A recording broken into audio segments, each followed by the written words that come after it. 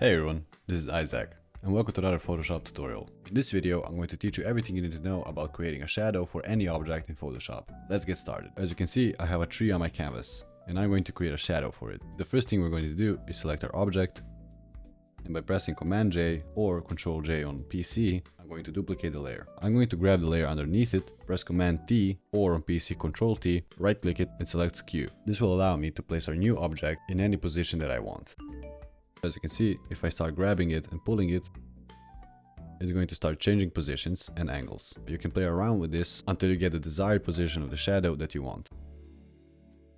Once you're happy with your shadow, place it where it makes sense, select its layer, go to FX, and Color Overlay. Change the color to black, then change the opacity of the whole layer to 50%. To make it more realistic, go to Filter, Blur, Gaussian Blur, select somewhere between 2.5 to 6 pixels. There we go, that's how you make a quick and realistic shadow in Photoshop. That's it for this video. If you found this video useful, subscribe for more tutorials like this one. Check the description below for the links of all my socials, and if you have any questions or future video requests, leave them down in the comments below.